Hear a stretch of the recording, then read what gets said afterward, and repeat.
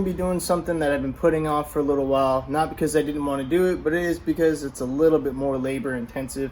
So that's going to be changing out the notorious LS2 wobbly balancer, and I'll show you guys what I mean here in a second.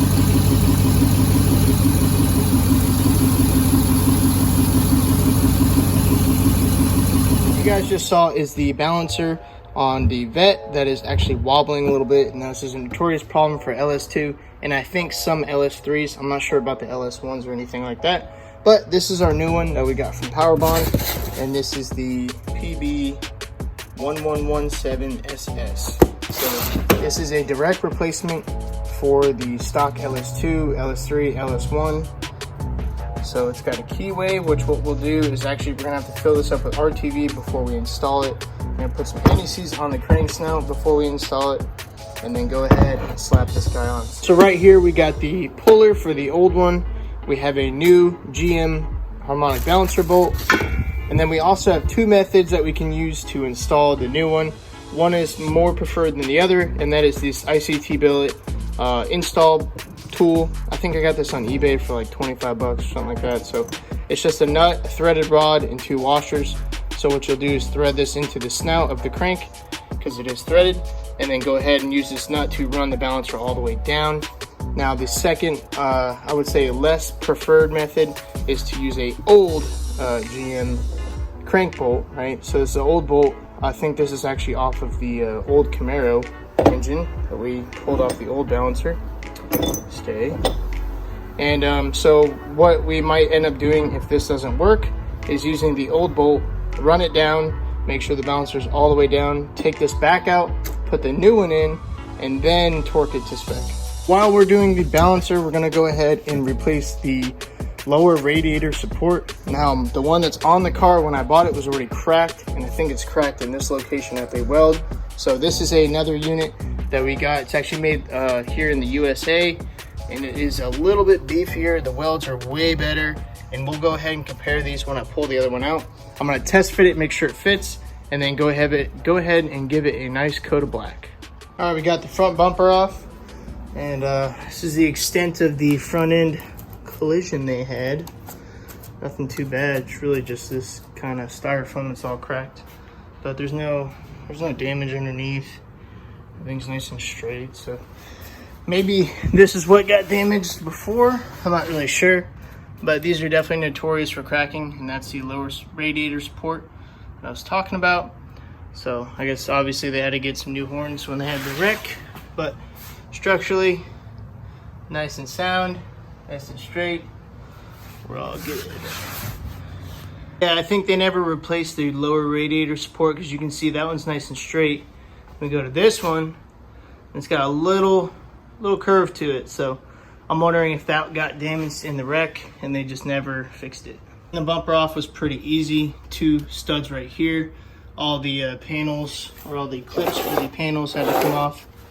And then there's a couple down here. Two nuts here. There's a place for a screw, I think that's on the bumper, but other than that, you got your screws up here.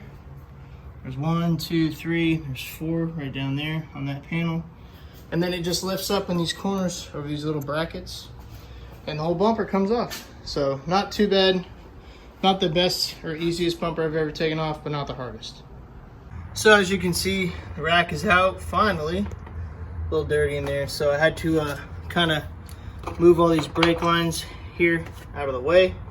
One of those is attached with a 10 mil bolt, and then the other ones you kind of just have to, unfortunately, kind of just push out of the way so they clear. There's really no other way unless you take the ABS module out, but that's a whole other thing I didn't want to deal with. So that's the power steering cooler zip tied up right there. That was getting in my way, so I zip tied it up. But the rack is out, so big pain in the ass. Had to lower the subframe bolts. All 4 of them are loose right now. I tightened this one back up, but I had to lower this down and actually put a pry bar in between there to get the whole subframe to drop about 1 inch, and that just barely gave me enough room to get out of there. And you can see it probably scraping up on the top, but it's out finally. So I'm gonna go ahead and clean all this junk up. Pretty dirty car. I'm actually kind of surprised. I thought it'd be a little bit cleaner under here. but it's not. So we'll go ahead and clean up the rack, and then go ahead and tackle that balancer and try to get her off.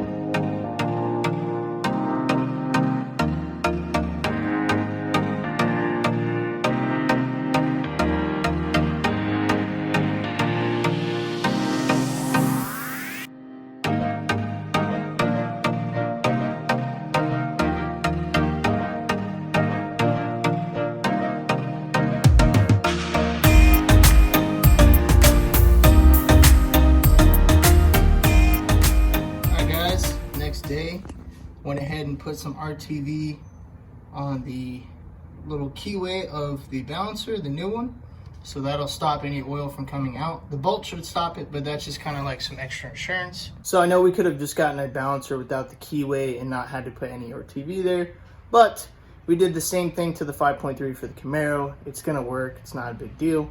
Actually, I can't remember who showed me that trick before, but yeah, it's been proven many times before, so it's not a big deal. I'm gonna go ahead and torque that down, the new bolt, to 240 foot-pounds. Try to get it doing. The car's in gear. It's also got the e-brake on, so hopefully it holds when I torque it. Then we're moving on to the lower radiator support. Got the balancer bolt all torqued down at 240 foot-pounds. Definitely pain in the butt, but we got it done. So now what we're gonna do is move on to the lower radiator support. So I gotta figure out a way to support the radiator without disturbing the removal of the support. So I think I'm gonna put either a jack stand or a jack underneath there so we can get this guy off, take the horns off, take everything else off of it. The old radiator support out, you can see it's pretty bent up, and that little tab that was cracked has now actually just came right off when I unbolted it. So new one's nice and straight.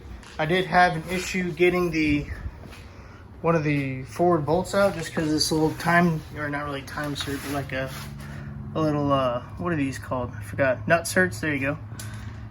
Kind of broke through, so what I did is I hit that flat again and I made a little hole, and I can put a wrench and a nut in there, and wherever my nut is, it's somewhere.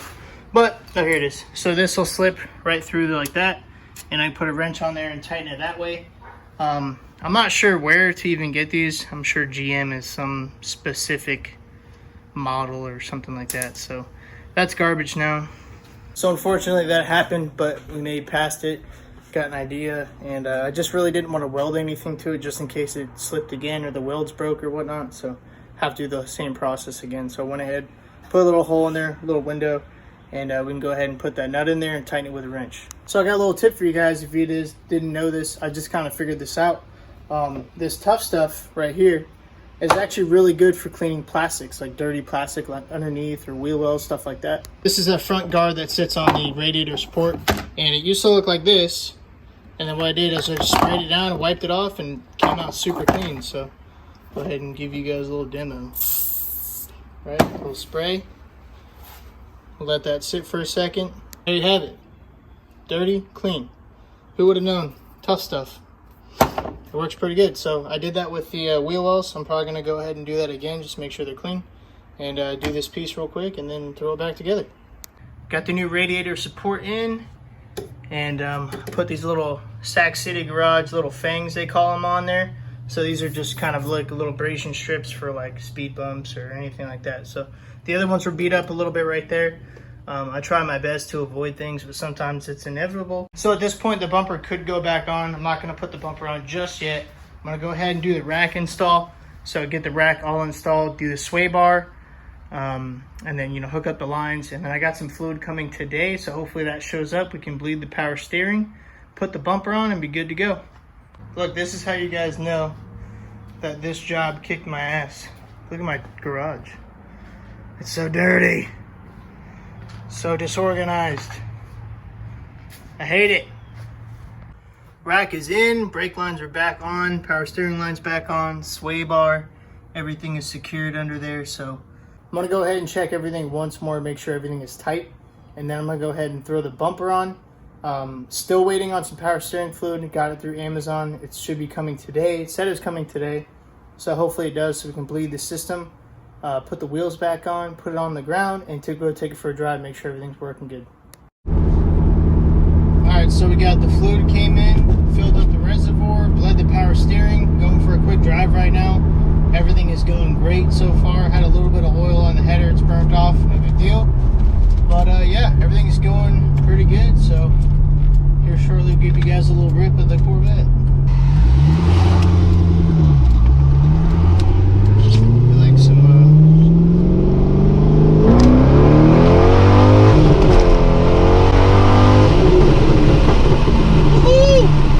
So yeah guys, that's gonna do it for this video. Thanks for watching, thanks for tuning in, and like always, hit that subscribe button. We'll see you in the next episode.